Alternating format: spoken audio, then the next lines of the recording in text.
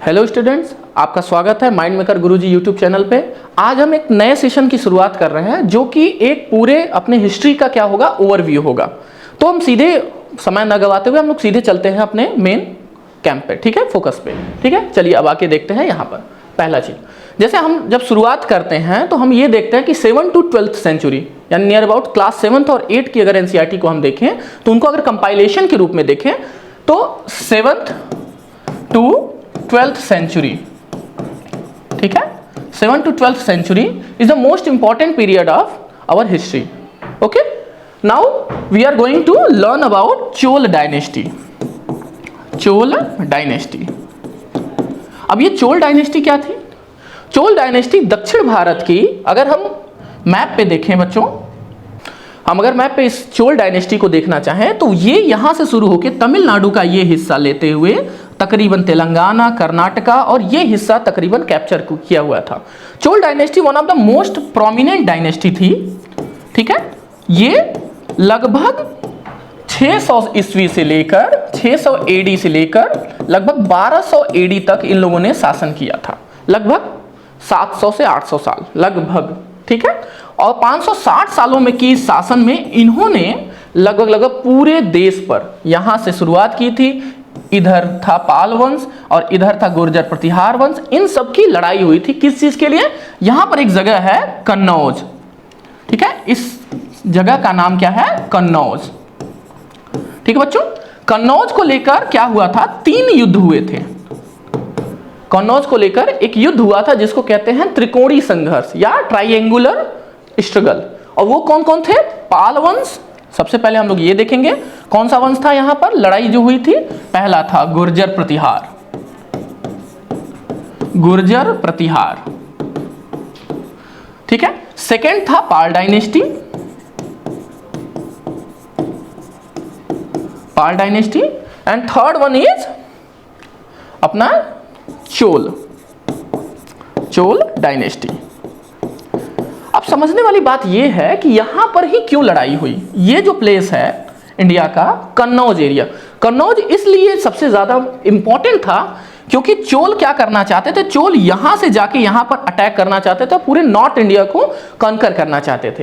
And secondly यहां पर जो पाल डायनेस्टी थी, एक छोटी सी डायनेस्टी जो बंगाल और बिहार का कुछ हिस्सा क्या करती थी? कैप्चर करती थी। और बंगाल से लेकर यहां तक के इलाके में उनको यह चाहिए था कि कोई भी उनके आसपास सामने न आ पाए, उनसे कोई भी टकराने न पाए। और गुर्जर प्रतिहार क्या करना चाहता था? एक राजपूत वंश था जो अपना क्या करना चाहता था? प्रोमिनेंट या प्रोमिनेंस दिखाना चाहता था, ठीक है। और उसके थ्रू हम ये देख पाएंगे कि कौन कौन से एरिया थे।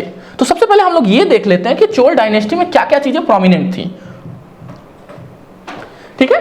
तो चोल डायनेस्टी का जो फाउंडर था उसका नाम था बच्चों विजयालय। क्या नाम था? विजयालय, ठीक है, Vijayalaya. And second, Chola dynasty बहुत फेमस थी अपने रिच कल्चर और हेरिटेज के लिए। जैसे अगर आपने अभी एक मूवी का नाम सुना होगा जिसका नाम है PS1, ये चोल डायनेस्टी पर ही बनाई गई है फिल्म। अगर आप लोग जानते होंगे तो जानते होंगे, चोल डायनेस्टी के ऊपर ही PS1 नाम की एक फिल्म बनाई गई है। और ये डायनेस्टी भगवान शंकर की बहुत बड़ी भक्त थी। और इन्होंने एक मंदिर बनवाया था जिसका नाम था Rajarajeshwar, Rajarajeshwar temple. Rajarajeshwar temple means या you can say Brihadeshwar, Brihadeshwar temple, Brihadeshwar temple. और इसके जो मोस्ट प्रोमिनेंट जो वॉरियर हुआ करते थे उनका नाम है राजराज, राजराज एंड राजेंद्र फर्स्ट। ये 2 रूलरों ने क्या किया कि पूरे वर्ल्ड पे लगभग, और इनके लिए सबसे फेमस कहा जाता है कि इनके पास वर्ल्ड की मोस्ट ब्रेव नेवी थी, या यूं कह सकते हैं कि ये फर्स्ट नेवी थी पूरे वर्ल्ड में जो विकसित की थी इन्होंने, ठीक है। और इसको हमें ये देखने वाली बात है कि अगर आप इसको मैप के थ्रू देखना चाहें, अगर मैप के थ्रू देखना चाहें तो ये हिस्सा था तंजौर का इलाका, ये था तंजौर। तंजौर से इन्होंने श्रीलंका, इंडोनेशिया, मलाया, म्यांमार और इन सारी जगहों पर इन्होंने क्या किया था, कॉन्कर किया था, विजय प्राप्त कर ली थी। और इनके पास वन ऑफ द फाइनेस्ट क्या थी, नेवी थी। नेवी के थ्रू इन्होंने क्या किया, पूरे वर्ल्ड को क्या कर लिया, कैप्चर कर लिया, लगभग इधर पूरे साउथ ईस्ट एशिया को, साउथ ईस्ट एशिया को। इसीलिए आप लोग कभी ध्यान देंगे तो जो थाईलैंड है, कंबोडिया है, वियतनाम है, इन सब जगहों पर भी आपको हिंदू मंदिर दिखेंगे, आपको हिंदू टेम्पल्स दिखेंगे। ठीक है, तो ये रही बात चोल डायनेस्टी की। अब चोल डायनेस्टी से हम लोग सीधे चलते हैं मध्यकालीन भारत यानी मिडिल ईस्ट इंडिया में। ठीक है, मिडिल इंडिया में हम चलते हैं, medieval India.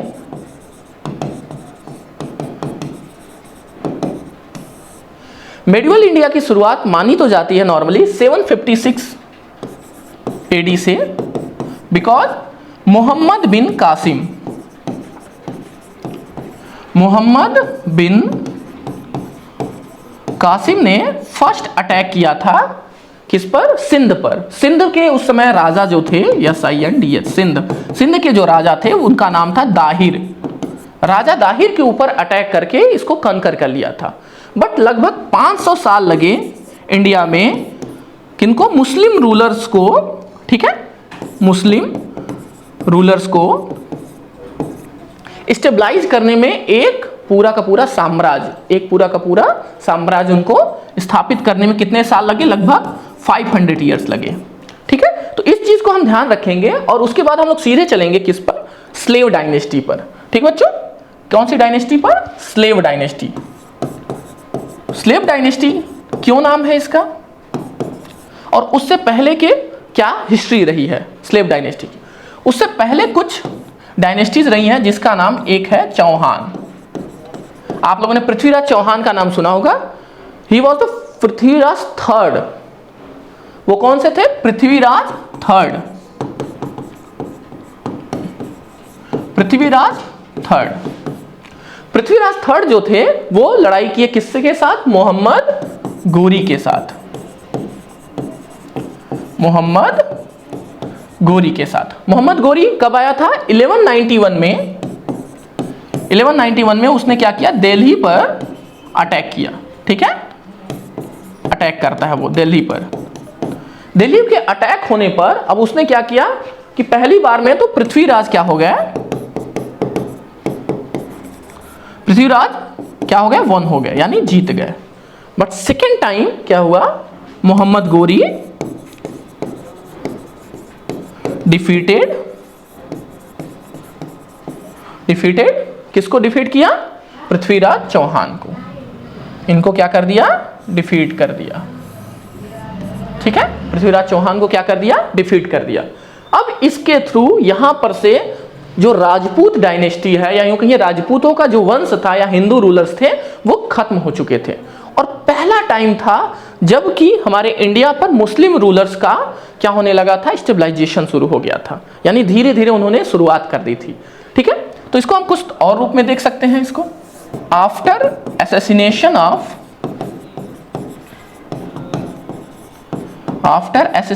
of Mohammad Ghori,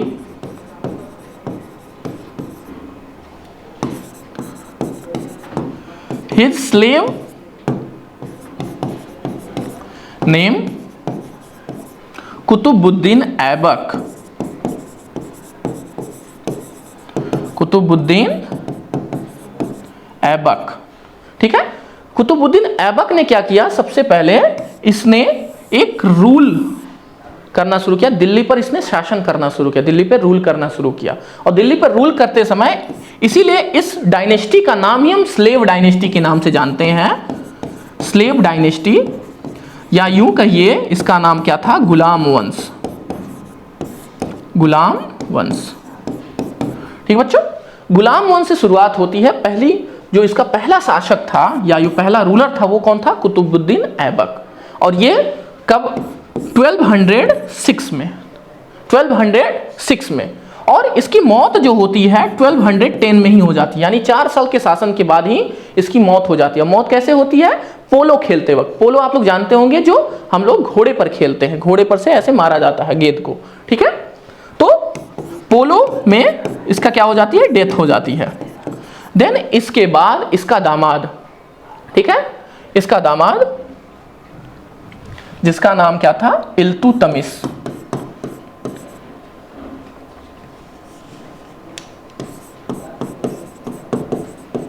Iltutmish ने क्या किया? यहां पर 1210 से लेकर लगभग 1265 तक कब्जा किया हुआ था, यानी लगभग 40 साल उसने क्या किया? शासन किया पूरे दिल्ली पर, ठीक है बच्चों।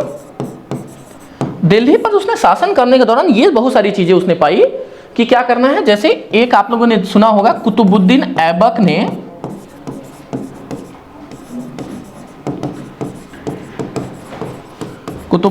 ऐबक ने एक किसका निर्माण कराया था? एक मंजिल का निर्माण करवाया था, जिसका नाम क्या था? कुतुब मीनार। पर वो अपने समय बनवाते बनवाते ही उसको क्या हो गई? उसकी मृत्यु हो गई, यानी वो डेथ को प्राप्त हो गया। देन हम लोग क्या करेंगे, तो दिल्ली में जब इल्तुतमिश आया तो इसने इसको कंप्लीट कराया, यानी इसको कंप्लीट कराने का जो श्रेय जाता है वो जाता है किसको? इल्तुतमिश को। कुतुबुद्दीन ऐबक ने जो शुरुआत कराई थी, ठीक है। और अब इसके आगे हम लोग देखते हैं, इसके बाद इनकी बेटी रजिया सुल्तान, जो अभी तक के मुस्लिम इतिहास में पहली मुस्लिम शासिका थी, फर्स्ट वुमेन मुस्लिम रूलर, फर्स्ट वुमेन मुस्लिम रूलर, ठीक है बच्चों, फर्स्ट वुमेन मुस्लिम रूलर। अब इसके बाद सीधे नंबर आता है किसका? जो कि इसके बाद बहुत सारे लोग आए, लेकिन वो उतने ज्यादा योग्य नहीं थे। और सिंपल सी बात है, यदि आप प्रोमिनेंट नहीं है तो आपके उस पर अटैक हो सकता है, आपके डायनेस्टी पर अटैक हो सकता है। तो देन एक बंदा आया जिसका नाम क्या था? गयासुद्दीन बलबन। इसने 2 सिस्टम शुरू कराए, जिसका नाम क्या था? ये बहुत इंपॉर्टेंट चीज है, इसको कहते हैं पैबोस सिस्टम, ठीक है। पैबोस एंड सिजदा सिस्टम। पैबोस सिस्टम एंड सिजदा सिस्टम क्या था बच्चों? पैबोस सिस्टम में क्या होता था कि जो भी हमारा राजा है, राजा के सामने क्या होता था? झुक के उसके पैरों को चूमा जाता था। यह सिस्टम कराया किसने? पैबोस सिस्टम किसने कराया? गयासुद्दीन बलबन ने। और ये क्यों कराता था? क्योंकि इसको ये लगता था कि जो राजा है, राजा इज द रिप्रेजेंटेटिव, यानी सुल्तान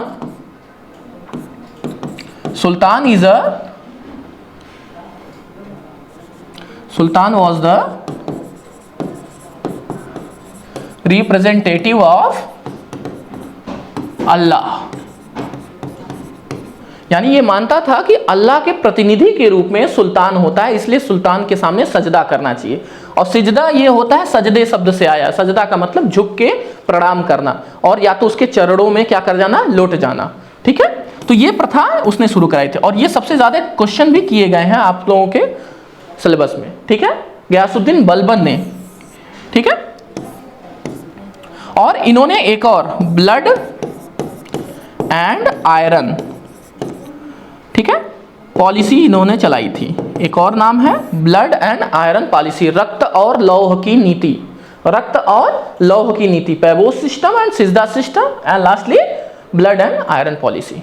क्लियर? इतनी बात है। अब हम लोग चलते हैं कि ये तो साम्राज्य खत्म होने वाला था। Ghiyasuddin Balban is the last prominent ruler of Slave Dynasty. पर स्लेव डायनेस्टी के ही एक जो मंत्री था, उसने किसको? इसके बाद वाले जितने भी शासक थे उनको मार के एक नए वंश की स्थापना की, जिसका नाम क्या था? खिलजी। और आप लोगों ने खिलजी डायनेस्टी का नाम बहुत ज्यादा सुना होगा, क्योंकि ये बहुत ज्यादा क्या रहा है अभी फिल्मों में भी, और वैसे भी कंट्रोवर्सी में रहा है, ठीक है। तो इसमें सबसे पहला जो शासक का नाम है, उसका नाम है जलालुद्दीन खिलजी, ठीक है, जलालुद्दीन खिलजी। ये तकरीबन शासन जो करता है, ठीक है, 1260 to 1290, 1206 से 1290 ईस्वी।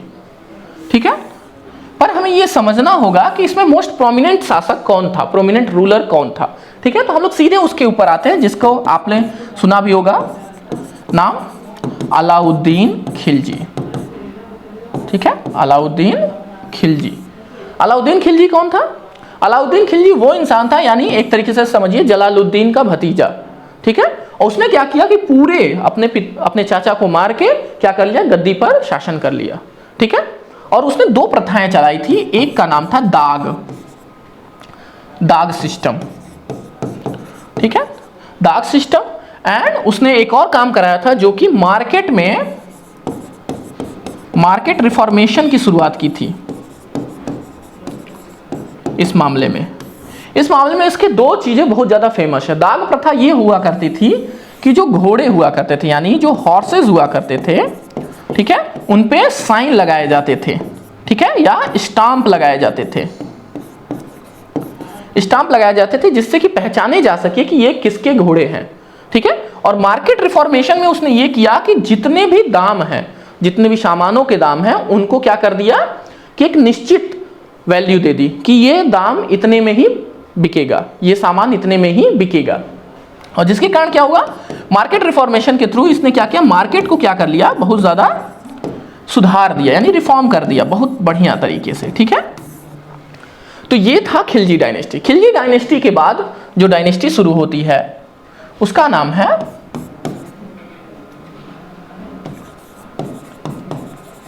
Tughlaq dynasty.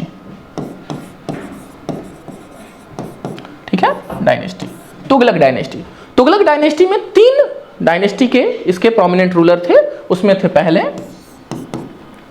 Second and third. 3 जो प्रोमिनेंट रूलर थे। सबसे पहले जो इसके फाउंडर, ठीक है, जो इसके फाउंडर थे उनका नाम था गयासुद्दीन तुगलक।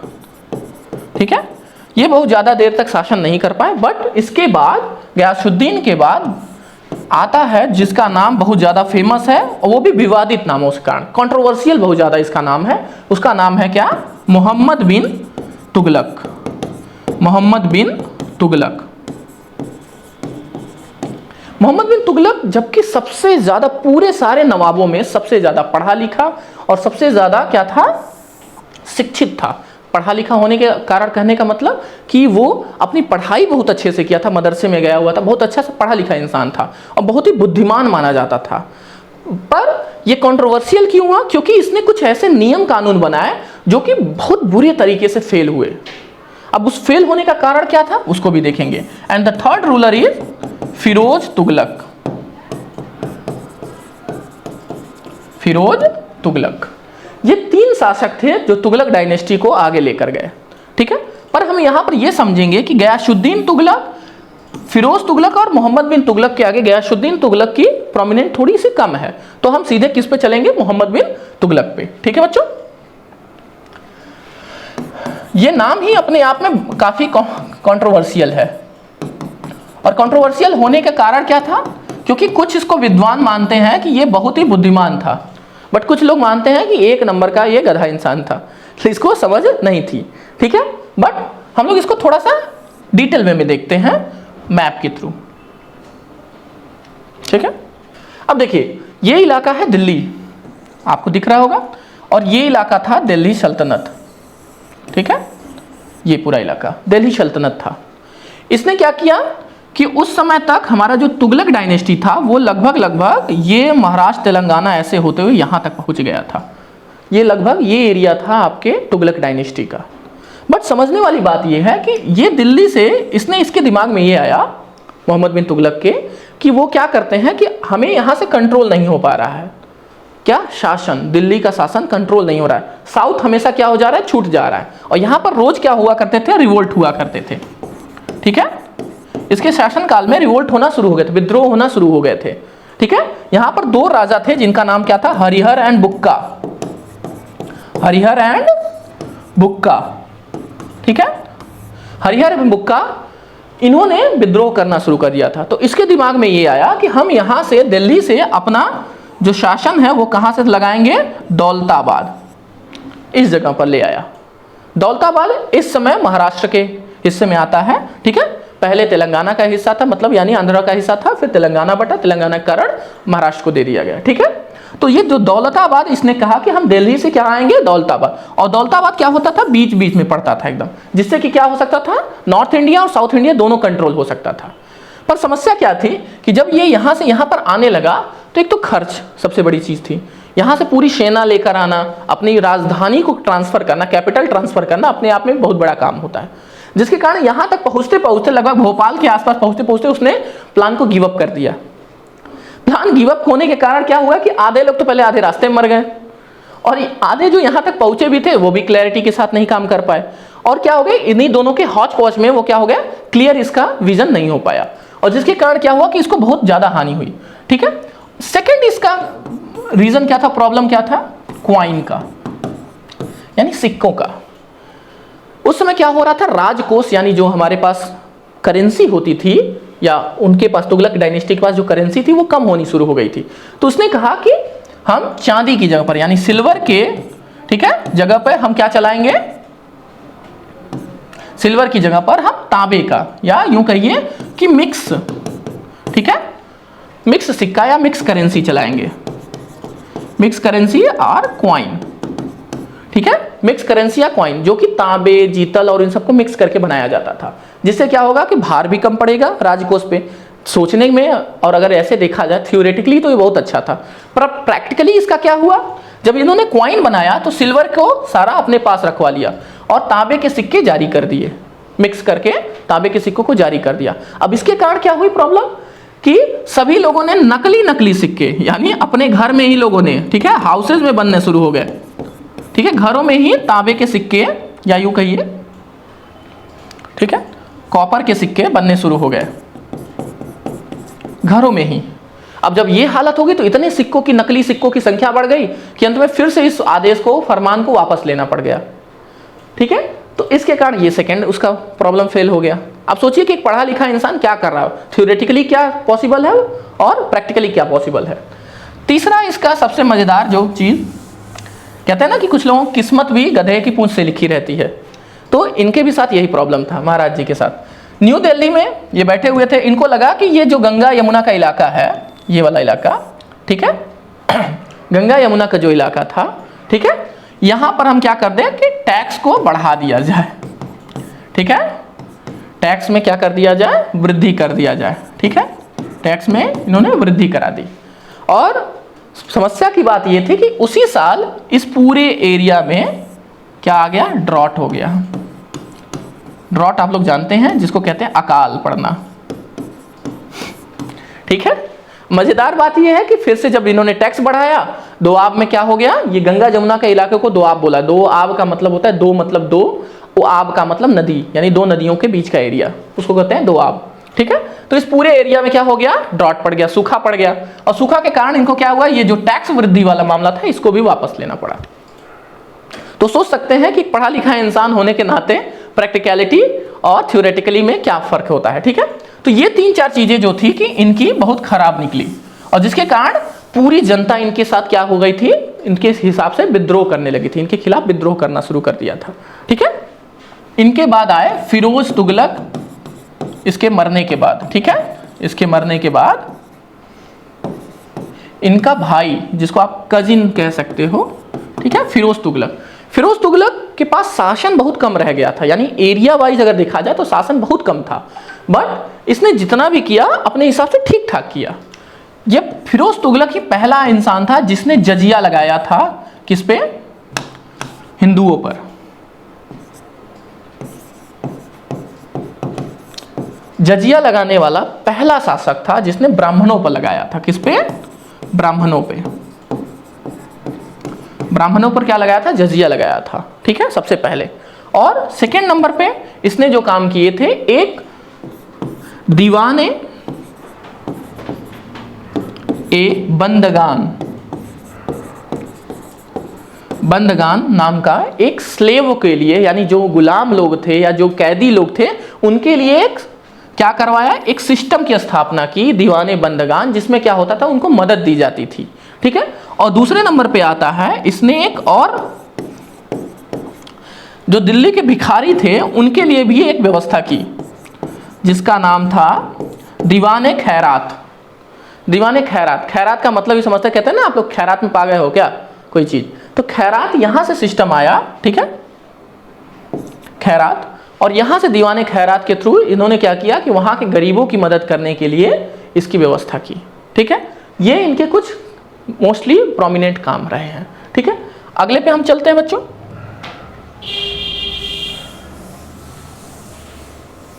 अब अगले आते हैं, इनके बाद एक वंश आता है जिसका नाम क्या था, लोदी, ठीक है। अगर तुगलक के बाद हम अगर चलें आगे, तो जो प्रोमिनेंट वंश है मैं उन्हीं की बात करूंगा, क्योंकि हम लोगों को काफी समअप भी करना, समरी देनी है, ठीक है। तो अब आते हैं लोदी डायनेस्टी। लोदी डायनेस्टी, और डिफरेंस ये है कि लोदी क्या थे, अफगानी थे। क्या थे बच्चों, अफगानी थे। अफगानी होने का मतलब और इसमें क्या डिफरेंस है ये भी देख लीजिएगा।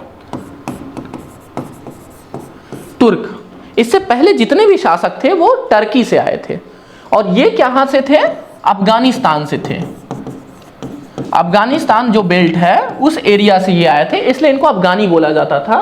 और ये जो तुर्क थे ये लगभग ईरान और इराक के मुस्लिम शासक थे जो कि अटैक करके वापस आए थे यहां पर इंडिया में, ठीक है।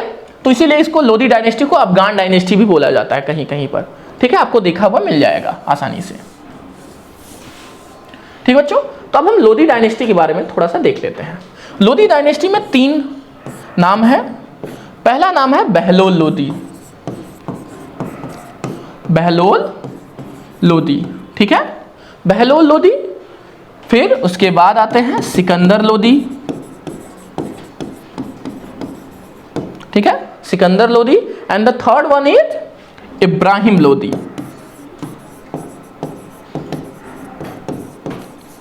इसमें से एक व्यक्ति को आप जानते होंगे नॉर्मली आपके हिसाब से, वो नाम क्या है, इब्राहिम लोदी का, ठीक है। बहलोल लोदी फाउंडर थे इसके, बहलोल लोदी इसका फाउंडर था इस डायनेस्टी का। सिकंदर लोदी इज द, इसी ने, आपको ध्यान होगा आप एक शहर का नाम जानते हैं जिसको कहते हैं आगरा।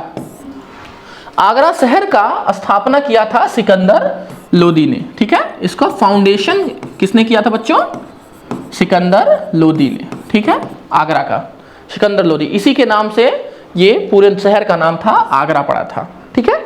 अब इस आदमी को आप जानते होंगे इब्राहिम लोदी। इब्राहिम लोदी को याद होगा कि आप लोगों ने पानीपत का फर्स्ट बैटल ऑफ पानीपत का नाम सुना है। अगर सुना है तो बहुत अच्छी बात है, नहीं सुना है तो मैं हूं, ठीक है, बताने के लिए। और अफगानों के कारण क्या था कि अफगान क्या करते थे, आपस में ही झगड़ा कर लिया करते थे। तो यहां के 2 शासक थे, ठीक है, जिसका एक नाम था, अब कहां का शासक था ये भी बता देता हूं, दौलत खान लोदी। दौलत खान लोदी, लोदी कौन था, ये इब्राहिम का चाचा। अब ये कहोगे सर ये इब्राहिम कौन है, ठीक है, ये वही इब्राहिम लोदी है जो कि बाबर के साथ पहला पानीपत का फर्स्ट बैटल लड़ाई किया था, और जिसमें ये इब्राहिम लोदी क्या हुआ गया था, मारा गया था। ये दौलत खान लोदी ही था, इसका चाचा ही था, जो किसको बुलाया था, बाबर को बुलाया था बाहर से, ठीक है। अब हम लोग सीधा यहां से चलेंगे सीधे अपने नई डायनेस्टी पर, जो बहुत फेमस है, पूरे वर्ल्ड में फेमस है अपने हर काम के लिए, चाहे आप छोटे से बड़ा कोई भी काम उठा लीजिए, उन सभी कामों के लिए बहुत ज्यादा फेमस है, ठीक है। इब्राहिम लोदी। इब्राहिम लोदी का जब खात्मा होता है तो एक नई डायनेस्टी हमारे पूरे इंडिया पर राज करने के लिए आती है, और जिसका नाम क्या था, मुगल डायनेस्टी। क्या नाम था बच्चों, मुगल डायनेस्टी,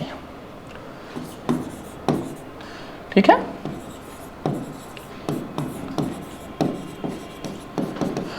मुगल डायनेस्टी लगभग 1526 से लेकर 1707 तक जो मोस्टली रूलर यानी मैक्सिमम शासन किया था। पर इसमें यह भी ध्यान देने वाली बात है कि ये चला कब था, 1857 तक इसका ऑफिशियल डेट था, 1526 टू 1857 ये ऑफिशियल डेट है। ऑफिशियल डेट होने का मतलब क्या होता है, ऑफिशियल डेट होने का मतलब ये होता है कि इसके जो शासक थे यानी इसके जो रूलर थे वो क्या थे, नाम मात्र के भी रहे हो।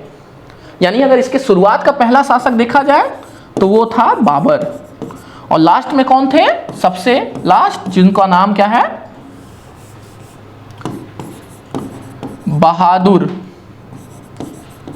बहादुर शाह जफर। बहादुर शाह जफर ये लास्ट है, जो कि 1857 में अंग्रेजों के खिलाफ इन्होंने लड़ाई लड़ी थी दिल्ली में।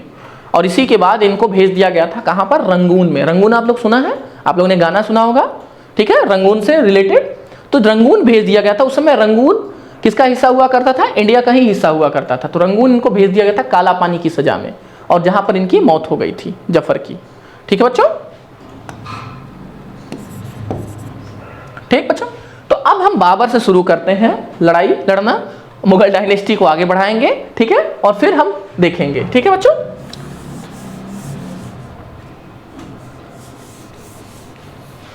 बाबर आया कब इंडिया में, 1526 में, पर रहने वाला कहां का था, ध्यान से देख लीजिएगा, ठीक है।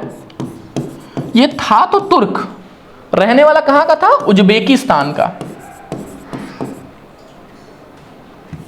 उज्बेकिस्तान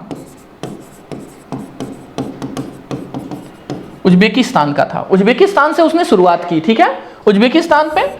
और इसके पिता जो थे, यानी फादर जो थे, फादर के अगर डायनेस्टी से देखा जाए, ठीक है, फादर के डायनेस्टी से ये तुर्क था, और मदर की डायनेस्टी से देखा जाए तो ये क्या था, मंगोल था, ठीक है। चंगेज खान की माँ, चंगेज खान के फैमिली की थी इनकी माता, और तुर्क जो थे यानी तैमूर लंग के फैमिली का था इनका पिता, ठीक है। तो उससे बाबर आए थे दुनिया में, ठीक है बच्चों। तो अगर ये चीजों को देखना है अगर हमें थोड़ा बड़े वे में, तो सबसे पहले हम लोग देखेंगे कि बाबर ने कब से कब तक शासन किया, ठीक है। तो बाबर ने शासन किया 1526 टू 1530, ठीक है, ये इसका दौर था। और इन सभी दौर में उसने क्या किया, 4 लड़ाइयां लड़ी, ठीक है। पहला लड़ाई जो था 1526 में, जिसको कहते हैं battle of Panipat, battle of Panipat, ठीक। और दूसरा चीज क्या है यहां पर, यह भी ध्यान देने वाली बात है, अगर एक और देखेंगे इसको ध्यान से, ठीक है। दूसरा जो युद्ध इन्होंने लड़ा था 1527 में, ठीक है, किसके साथ, इस देश का सबसे पुराना डीएनए, जिनको आप बोलते हो राणा प्रताप, राणा प्रताप के दादाजी यानी राणा सांगा, ठीक है, उनसे लड़ाई हुई थी, battle of Khanwa, battle of Khanwa, ठीक है, बैटल ऑफ खानवा। फिर 1528 में इसकी लड़ाई हुई किससे, अफगानों से, ठीक है, बैटल ऑफ घाघरा, ठीक है, बैटल ऑफ घाघरा, ठीक। और इसके बाद जो आखिरी लड़ाई थी जो इसने लड़ी थी अपने लाइफ में 1530 में, ठीक है। और ये किसके किसके बीच में थी, बैटल ऑफ घाघरा के बाद 1530 में इसने लड़ाई लड़ी थी अपने अफगान शासकों के साथ। एक मिनट, अच्छा हम दूसरे पेज पे देख सकते हैं इसको। 1530 में इसने लड़ाई लड़ी, आखिरी लड़ाई, जो कि इसके बाद इसकी मौत हो गई, ठीक है। 1530 में लड़ा battle of Chanderi, battle of Chanderi, ठीक है, इस चीजों को ध्यान रखेंगे, बैटल ऑफ चंदेरी। इसके बाद इनकी मौत हो गई, और इसके बाद इन्होंने अपना शासन जो था अपने बेटे के हाथ, यानी जिसका नाम क्या था बच्चों, हुमायूं, क्या नाम था, हुमायूं, हुमायूं। अब हुमायूं क्यों था भाई, ये भी समझने वाली बात है, ठीक है। हुमायूं एक बहुत ही मतलब कह सकते हैं कि कमजोर भी शासक था, और ये उस महान शासक का पिता था। आप लोगों को पता होगा कि इनके बेटे का नाम क्या था, ठीक है। हुमायूं शुरुआत किया अपने पिता से, इसको गद्दी मिली 1530 में। इसने क्या किया कि अपने, इसके 4 भाई थे, चारों भाइयों को अपना अपना राज्य बांट दिया, और यही इसकी सबसे बड़ी गलती थी कि जब इसके ऊपर शेर शाह ने अटैक किया, ठीक है, शेर शाह एक अफगान शासक था, ठीक है, शेर शाह ने अटैक किया, शेरशाह सूरी, जिसका आप नाम सुने होंगे, शेरशाह सूरी, जिसने क्या किया था, grand trunk road, grand trunk road जिसने बनवाई थी, ठीक है, वाराणसी से होते हुए जाती है पूरा, कहां से कहां तक का बच्चों, ये आपको पता होगा अगर, नहीं पता है तो मैं बता देता हूं आपको, ठीक है। ग्रांड ट्रंक रोड जो कहां से चलती है, बंगाल टू, ठीक है, Bengal to Peshawar.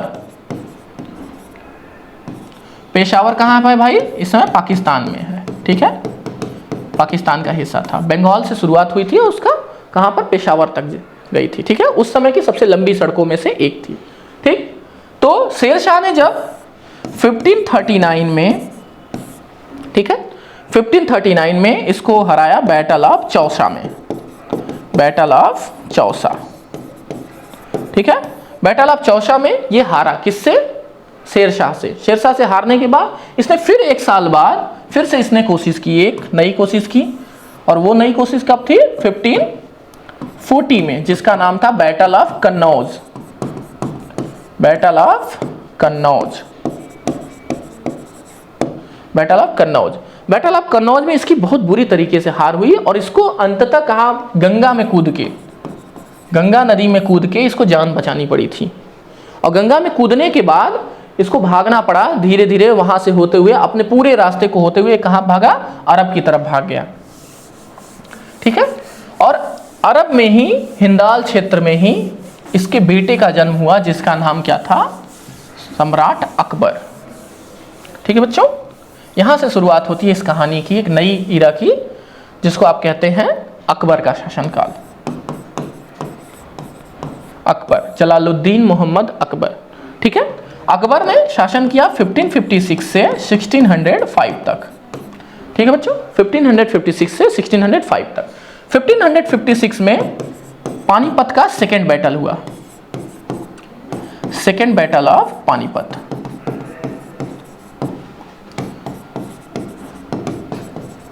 Second battle of Panipat. इस पानीपत के सेकेंड बैटल में क्या हुआ, इसने किसको हराया, हेमू को, हेमू गॉट डिफीटेड,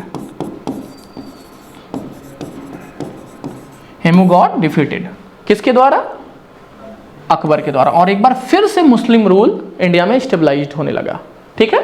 और इसके बाद इन्होंने कुछ नीतियां फॉलो की थी अकबर ने, जो कि बहुत फेमस थी। जैसे बहुत सारे नगर भी बसाए थे, जिसका नाम आपने एक नाम सुना होगा, इलाहाबाद का नाम, जो इस समय नाम इसका बदल दिया गया है, इलाहाबाद का, ठीक है। और दूसरा हम लोग क्या देख सकते हैं, इलाहाबाद, एक इन्होंने नीति अपनाई थी, सुलह ए कुल, सुलह ए कुल। सुलह ए कुल नीति क्या थी कि सारे जितने भी धर्म हैं, ठीक है, और एक धर्म भी इन्होंने चलाया था जिसका नाम क्या था, दीन ए इलाही। और इस दीन ए इलाही को जहां से शुरू करवाया था उसी जगह का नाम इन्होंने रखा था इलाहाबाद। दीन ए इलाही नामक धर्म बनाया था, और इसे दीन ए इलाही का मतलब होता है कि जितने भी अलग अलग धर्म है, धर्मों का एक संगम हो, धर्मों को एक मिक्स दिया जाए, इसके नाम पे इन्होंने इलाहाबाद का नाम रखा था, ठीक है। अब इसीलिए नाम इसका क्या है, अल्लाहाबाद, यानी अल्लाह का आबाद रहना, ठीक है। और दीन ए इलाही इन्होंने शुरू की थी। और इसने सबसे बड़ी चीज क्या थी, मैरिज अलायंस शुरू किए थे, मैरिज अलायंस। मैरिज अलायंस के कारण क्या हुआ कि इसकी दोस्ती किससे हुई, इस देश की सबसे ज्यादा खूंखार लड़ाकू जातियों में, जिनका नाम क्या था, राजपूत। और राजपूतों का जिसको इस देश में सपोर्ट मिला है, उसने शासन किया है इस देश पे। इस बात को हमेशा आप ध्यान रखिएगा, राजपूतों ने इसको फुल्ली सपोर्ट किया। और आपको पता भी होगा कि अकबर का जो सेनापति था, यानी कमांडर जो था, उसका नाम क्या था, मान सिंह। और मान सिंह क्या था भाई, मान सिंह एक राजपूत था। और इस देश में अगर आपको राज करना है तो राजपूतों को मिला लीजिए अपने साथ, ठीक है। तो ये इंपॉर्टेंट काम किया था अकबर ने। और अकबर की इसी बुद्धिमानी के कारण अगले तकरीबन 200 सालों तक फिर से कभी हमला या कभी दिक्कतें नहीं आई कि इसके पिता की तरह इसको छोड़ के जाना पड़े भारत को, ठीक है। अब हम चलते हैं अकबर के बाद अगले पॉइंट पर। चलिए, तो अगला हम क्या जानते हैं, जिनके बाद जहांगीर। जहांगीर को आप लोगों ने सुना होगा, जिनका नाम, इनको बड़े प्यार से इनके पिता ने नाम रखा था इनका सलीम। आप लोगों ने संजीव अनारकली का प्रेम का कहानी सुना था, पर वास्तव में वो रियलिटी है नहीं, पर इसको बना दिया गया है। जानते ही हैं, किंवदंतियां कहानियां तो हमारे देश में बनती रहती हैं, ठीक है। ये सलीम क्यों नाम पड़ा था, क्योंकि जब क्या हो रहा था, अकबर को कोई बेटा बेटी नहीं हो रहा था, तो वो गए थे शेख सलीम चिश्ती की दरगाह पर, जो कि इस समय कहां पर है बच्चों, शेख सलीम चिश्ती की दरगाह, चिश्ती की दरगाह जो थी कहाँ पर, अजमेर में है, आपको पता होनी चाहिए। ठीक है, बहुत फेमस दरगाह है, लोग जाते हैं नॉर्मली। ठीक है, और एक और नाम है निजामुद्दीन औलिया, अगर आप लोग जानते होंगे। ठीक है, निजामुद्दीन औलिया। ठीक है, निजामुद्दीन औलिया कहाँ पर थे, दिल्ली में इनकी कब्र है। ठीक है, दिल्ली में इसकी कब्र है। ठीक है, तो इन दोनों के खिलाफ मतलब ऐसा कहा जाता है कि ये बहुत ही मतलब बड़े सपोर्टर थे इस्लाम के। ठीक है, और इन्होंने हिंदुओं को बहुत सारा मरवाया था, पर वो चीज़ें कंट्रोवर्शियल हैं, तो हमें उस पर ना ध्यान देकर हमको कहाँ पर ध्यान देनी है बच्चों, इस पर। ठीक है, तो शेख सलीम चिश्ती ने इनको आशीर्वाद दिया और कहा कि आपको पुत्र रत्न होगा। तो फिर देन कौन पैदा हुआ, जहांगीर पैदा हुआ, ऐसा कहा जाता है। ठीक है, तो उसी के नाम पे, यानी सलीम चिश्ती के नाम पे इन्होंने इनका नाम सलीम रखा था, बहुत प्रेम किया करते थे। जहांगीर ने कुछ महत्वपूर्ण काम जो करवाए थे, अगर आपको देखने हो तो वो जहांगीर ने जो काम करवाए थे उसको देख लेते हैं। ठीक है, जहांगीर ने 3 काम बड़े इंपॉर्टेंट करवाए थे। जैसे एक था एतमदुल्ला का मकबरा, एतमदुल्ला का मकबरा। ठीक है, मकबरा कह सकते हो, टॉम्ब। ठीक, एतमदुल्ला टॉम्ब। ठीक है, जिसमें इन्होंने सबसे पहले क्या किया था, पितृदुइरा, पितृदुरा, ये एक नक्काशी का काम है जो कि इसमें कराया जाता है। आप लोगों ने अगर देखा होगा ताजमहल के सबसे पहले फ्रंट पेज पे अगर आप देखेंगे तो छोटे छोटे ऐसे ऐसे छोटे छोटे क्या होंगे, सजावट की गई हो, उसी को कहा जाता है पितृदौरा। ठीक है, ये फारसी का सबसे ज्यादा मतलब फारसियों में, पर्शियन राज्यों में ये सबसे ज्यादा इंपॉर्टेंट वो माने जाते हैं। ठीक है, तो यहां से शुरुआत हुई थी एतमादुल्ला टॉम्ब। फिर इन्होंने एक रानी से शादी की जिसका नाम क्या था, नूरजहां।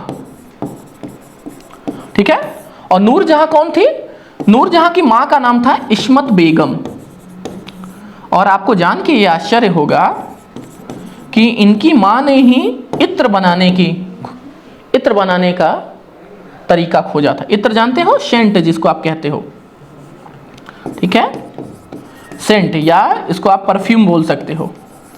ठीक है, परफ्यूम की खोज इन्होंने की थी। अब इसका मतलब ये नहीं कि इससे पहले क्या कोई परफ्यूम नहीं लगाता था, ऐसा कुछ नहीं है। ठीक है, मतलब गुलाब से, अगर जो गुलाब जल आप लोगों ने सुना होगा, गुलाब जल जो लगाया जाता है चेहरे पर या ठीक है बॉडी पर, तो उस परफ्यूम की खोज की थी इस्मत बेगम ने, नूरजहां की मां ने। नूरजहां बड़ी ही मजबूत शासिका थी। ठीक है, अब आते हैं जहांगीर के काल को। एक चीज और, चित्रकला में इनके यहाँ पर 2 चित्रकार थे जो, जिनका नाम, उनमें से एक नाम है उस्ताद मंसूर खान। उस्ताद मंसूर खान, इनको उस समय के देश में सबसे ज्यादा माना जाने वाला चित्रकारों में से एक थे। चित्रकार यानी पेंटर।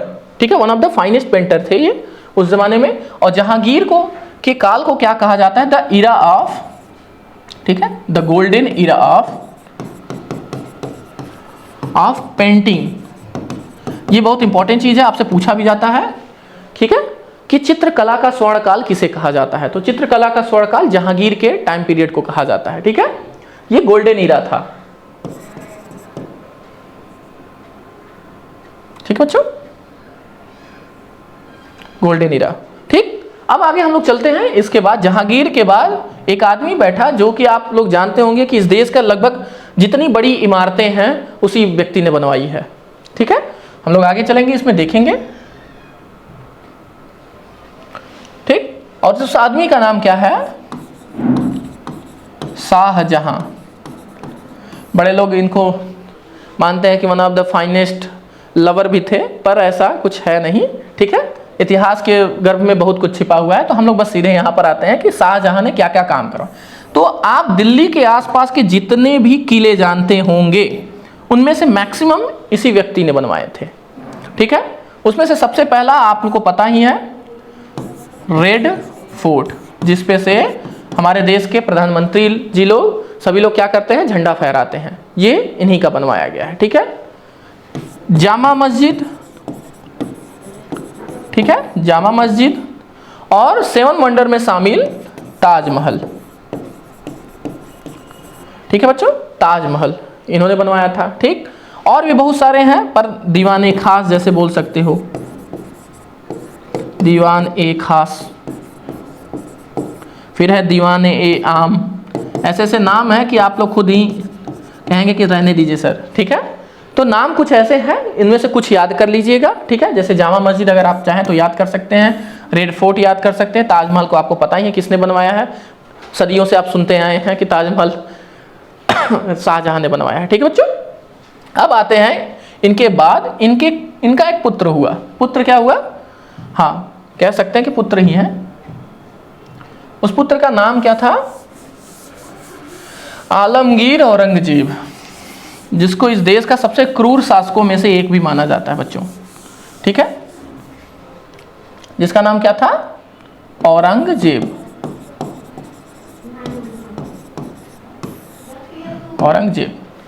औरंगजेब वो शासक था जिसको कहा जाता था कि ये बहुत ही सिंपल लाइफ जीता था, ठीक है। और ये इस्लाम को इतना ज़्यादा मतलब मानता था कि ये कहता था कि ये जो दारुल हर्ब है, दारुल हर्ब क्या होता है ये देख लेते बच्चों। दारुल हर्ब का मतलब होता है काफिरों का देश। आप कहोगे सर ये क्या है? काफिरों का देश का मतलब, काफिर का मतलब होता है नॉन मुस्लिम्स, यानी मुस्लिम धर्म को ना मानने वाले जितने भी लोग हैं उनको बोला जाता था काफिर या दारुल हर्ब। दारुल हर्ब जैसे इंडिया, ठीक है, यहाँ मोस्ट पॉपुलेशन क्या है? हिंदू है, ठीक है। तो दारुल हर्ब को ये चेंज करना चाहता था किसमें बच्चों? दारुल इस्लाम में, दारुल इस्लाम में, ठीक है। तो दारुल इस्लाम में काफिरों के देश को ये चेंज करना चाहता था इस्लामिक देश में, ठीक है। और इसका ये नियम था, इसीलिए इसने लगभग मैक्सिमम मंदिरों का आपने नाम सुना होगा, जो भी फेमस मंदिर नाम सुने होंगे, जैसे बनारस में एक काशी विश्वनाथ मंदिर, उसको भी तोड़वाने का काम औरंगजेब ने किया था, ठीक है। बहुत कंट्रोवर्शियल है ये टॉपिक, तो हम लोग इस पर बहुत ज़्यादा चर्चा नहीं करते हैं, बस हमको ये समझना है कि कौन कौन से रूलर आए, ठीक है। और ये तकरीबन 1707 में जाके इसकी मौत हुई, ठीक है, मृत्यु हुई 1707 में।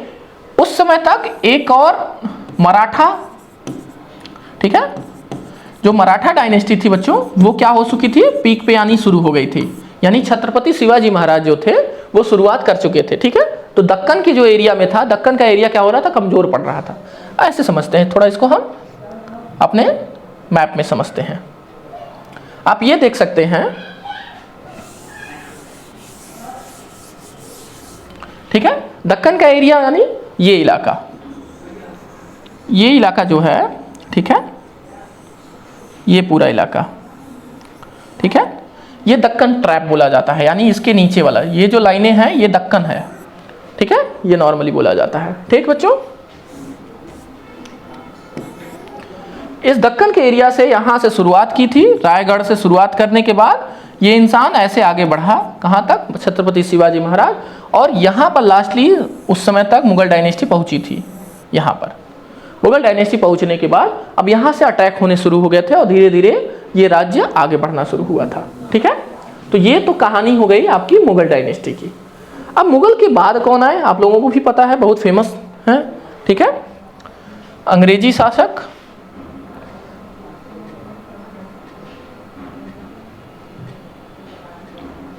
अब अंग्रेजी शासकों में शुरुआत करते हैं बच्चों। अंग्रेज सबसे पहले कहां आए, कैसे आए, ठीक है, ये समझ लेते हैं। तो एक कंपनी है जिसका नाम क्या है? ईस्ट इंडिया कंपनी, ठीक है, ईस्ट इंडिया कंपनी, ठीक है। ईस्ट इंडिया कंपनी सबसे पहले हमारे इंडिया में कब आई? 1600 में, ठीक है, 1600 ईस्वी में आई, 1605 में, ठीक है, 1605 में, ठीक। ये किससे मिली? जहांगीर से मिली, 1607 में, सॉरी, ठीक है, 1607 में ये जहांगीर से मिली, ठीक है। और 1615 तक इसने क्या किया? फरमान जारी करवा लिया। फरमान क्या होता है बच्चों? ये समझ लीजिए, ठीक है। फरमान का मतलब ये होता है कि किसी भी राजा के द्वारा दिया गया आदेश, राज्य का आदेश, ठीक है। तो फरमान इन्हें मिल गया और उसके बाद जहांगीर के शासनकाल में सबसे पहला जो दूत बन के आया था, दूत मतलब आप समझ सकते हैं, यानी एक तरह से गुप्तचर या तो बात कहने के लिए अपने संदेशवाहक बन के आया था, ठीक है, मैसेंजर के रूप में, ठीक है। उसका नाम क्या था? सर थॉमस, ठीक है, रो एंड कैप्टन हॉकिंस, ठीक है बच्चों, कैप्टन हॉकिंस, ये दो नाम थे। यहां से शुरुआत होती है हमारे मुगल की डिक्लाइनेशन का और अंग्रेजों के उद्भव का। अंग्रेज शुरुआत किए थे यहाँ से, ठीक है। तो उन्होंने सबसे पहला जो अपना डेरा डाला, ठीक, वो आप जगह देख लीजिए। ये कहाँ पर आया सबसे पहले हमारे यहाँ इंडिया में, ये इलाका देख रहे हैं कोलकाता, जो इसका नाम पहले क्या था, कालीकाता, कालीकाटा, इसका नाम असली क्या था, कालीकाता। कालीकाता को इन्होंने कोलकाता बना दिया। और कैसे बनाया, यहां से शुरुआत की थी इन्होंने। सबसे पहले यहां पर आए थे गुजरात में, गुजरात में यहां पर सूरत है, ठीक है बच्चों, सूरत में पहली फैक्ट्री थी इनकी, सूरत से शुरुआत किए थे। जब यहाँ कुछ पैसे कमा लिए तो ये लोग कहाँ पर आए, कोलकाता। कोलकाता में ध्यान देने वाली बात है कि यहीं से शुरुआत हुई थी इनकी, ठीक है, विजय की शुरुआत कह सकते हो, या एम्परर के रूप में ये लोग स्टेबलाइज होने की शुरुआत हुई थी। इसको हम 3 फेज में बांटते हैं, ठीक है। एक फेज है कंपनी फेज,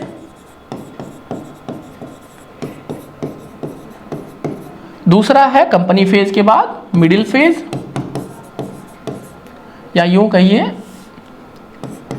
रूल फेज, ठीक है, rule phase, and third is struggle phase या इंडियन स्ट्रगल फेज।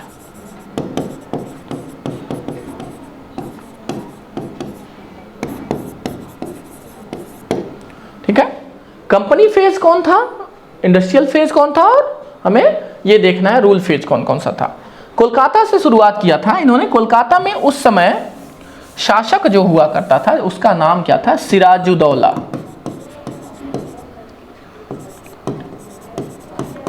सिराजुद्दौला, ठीक है।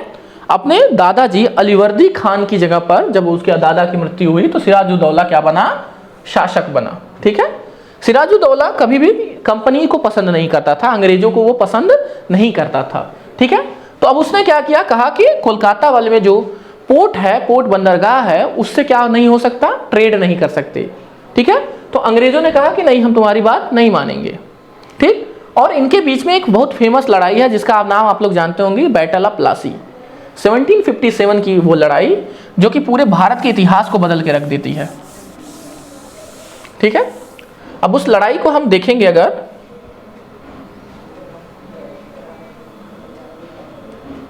ठीक है बच्चों, ठीक, जिसका नाम क्या है, बैटल ऑफ प्लासी। ये लड़ाई लड़ी गई थी 1757 में, ठीक है बच्चों। प्लासी क्यों नाम पड़ा है, कभी ये सोचा है?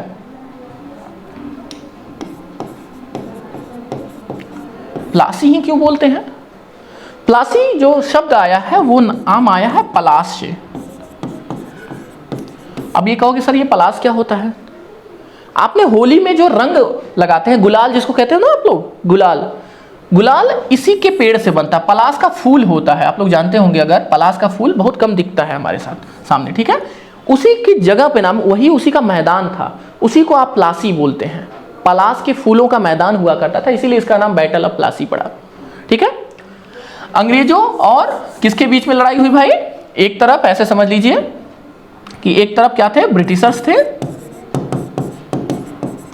ठीक है, वर्सेस सिराजुद्दौला, सिराजुद्दौला, ठीक है बच्चों। तो ब्रिटिशर्स और सिराजुद्दौला के बीच में लड़ाई हुई, ठीक है। ब्रिटिशर्स कितने थे, ठीक है, 5000, और सिराजुद्दौला के पास कितने सैनिक थे, 30,000। पर हारा कौन? सिराजुद्दौला। रीजन क्या थी कि इन्हीं का, कहा जाता ना, जैसे हर देश में, हर जगह पे, हर घर में एक ब्लैक शिप होता है। ब्लैक शिप यानी गद्दार व्यक्ति, ठीक है, जिसको आप मानते हो कि जिसने धोखाधड़ी किया हो। तो धोखाधड़ी के मामले में इनको माना जाता है। सिराजुद्दौला का एक सेनापति हुआ करता था, या कमांडर कह सकते हो। उस कमांडर का नाम क्या था बच्चों? मीर जाफर। क्या नाम था? मीर जाफर। मीर जाफर क्या हुआ, जाके किससे मिल गया? ब्रिटिशर से मिल गया। ब्रिटिशर से मिलने के बाद क्या हुआ कि इसकी सेना आधी उतरी ही नहीं मैदान में, और मैदान में उतरी नहीं तो सारा मामला हो गया सपाट, और ये व्यक्ति क्या हो गया? हार गया। और ये हारा भी तो ऐसा नहीं, अब यही देखो, इसको कहते हैं फेट। इंडिया का फेट कैसा था उस समय, कहते हैं ना कि भाग्य अगर बिगड़ना होता है तो क्या होता है। ये यहाँ से बंगाल से भागा, ठीक है, और ये भागते हुए कहाँ पहुंचा? लखनऊ में। लखनऊ शहर में। लखनऊ शहर में उस समय लखनऊ के नवाब हुआ करते थे बच्चों, ठीक है, शुजाउद्दौला, ठीक है, शुजाउद्दौला अवध के नवाब हुआ करते थे। फिर ये यहां से भी इनसे भी सहायता मदद मांगने के बाद कहां चला गया? दिल्ली। और दिल्ली में उस समय राजा हुआ करते थे, ब्रिटिशर्स के समय में मुगल डायनेस्टी आई थी, ठीक है। मुगल डायनेस्टी में कौन था भाई? अब ये देखने वाली बात ये है, मुगल डायनेस्टी में, ठीक है, इनका नाम क्या था? शाह आलम सेकेंड।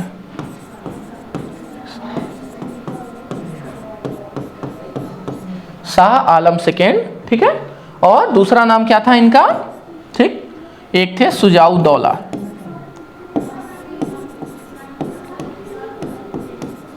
शुजाउद्दौला, और थर्ड वन इज सिराजुद्दौला।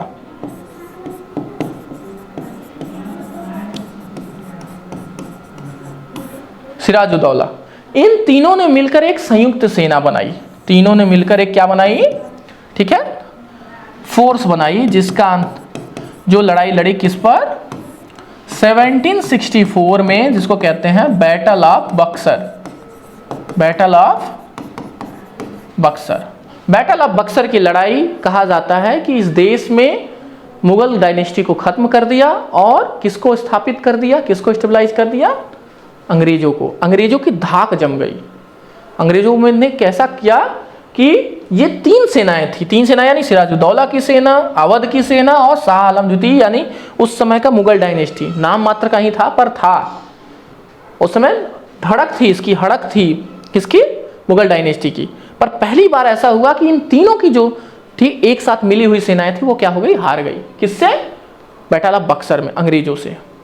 और उसके बाद अंग्रेजों का वर्चस्व बढ़ गया, प्रोमिनेंसी बहुत ज़्यादा बढ़ गया, और वो क्या करने लगे? पूरे एरिया में जैसे होता है ना कि सीना चौड़ा करके घूमने लगे कि यार अब तो मुझसे ज़्यादा कोई लड़ ही नहीं सकता, मुझसे ज़्यादा बलशाली कोई है ही नहीं। और उनको इस चीज़ का फायदा हुआ। उनको किस चीज़ों का फायदा हुआ? ये देखने वाली बात है। अगर हम यहां पर देखें तो उनको दो चीज़ों का फायदा हुआ। पहला फायदा जो है,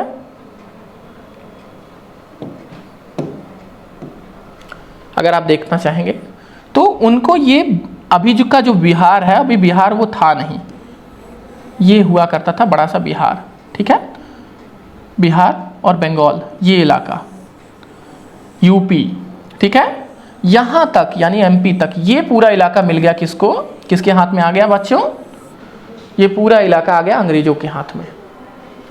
अंग्रेजों के हाथ में इतना बड़ा इलाका आने पर, और दिल्ली पर भी उनका लगभग कब्जा हो गया, दिल्ली पर भी दम होने लगा इनको, ठीक है। तो अब इसके कारण क्या होने लगा कि अब धीरे धीरे इनका बढ़ोतरी शुरू हुआ, ये कमाना शुरू की, खूब पैसा लूटना शुरू किया हमारे देश से, ठीक है बच्चों। अब अगली चीज कुछ हम देख लेते हैं जो क्या क्या इंपॉर्टेंट है, अंग्रेजों ने क्या करवाया, कैसे करवाया, ठीक है, इन्होंने कैसे शासन किया। ठीक, इन्होंने सबसे पहला जो शासन किया, ठीक है, उसका नाम क्या है? -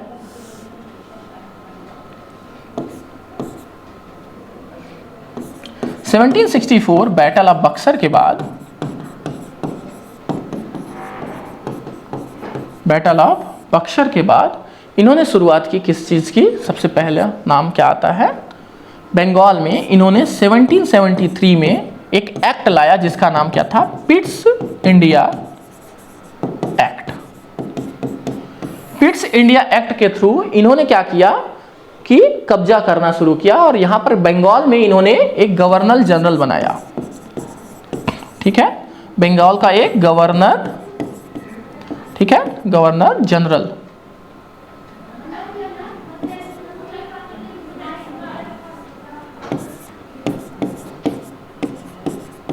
गवर्नर जनरल, ठीक है, गवर्नर जनरल बनाया, ठीक है। और इसके कारण क्या हुआ? बंगाल के कारण इन्होंने धीरे धीरे करके डबल इन्होंने शासन किया, ठीक है, डबल गवर्नमेंट बनाई, ठीक। दूसरा पॉइंट क्या था? 1773 के बाद, उसके बाद आया नाम नंबर 1774 का, ठीक है। 1774 में इन्होंने एक एक्ट लाया, ठीक, उस पिट्स इंडिया एक्ट के बाद, ठीक है। फिर 1813 में लाया, जिसको कहते हैं चार्टर एक्ट। ठीक है, यानी एक तरीके से सीधे समझिए कि इन्होंने पूरे देश पर क्या कर लिया, एक तरीके से इन्होंने कब्जा बनाना शुरू कर दिया। ठीक है, 1813। फिर आया 1833 का चार्टर एक्ट, 1833 का चार्टर एक्ट। ठीक है बच्चों, ये आपके किससे रिलेटेड है अगर आप देखेंगे। ठीक है, ये आपके रिलेटेड है संविधान से। ठीक है, संविधान यानी कॉन्स्टिट्यूशन से रिलेटेड ये एरिया है। ठीक है, जब हमारे यहाँ पर कॉन्स्टिट्यूशन डेवलपमेंट शुरू हो रही थी।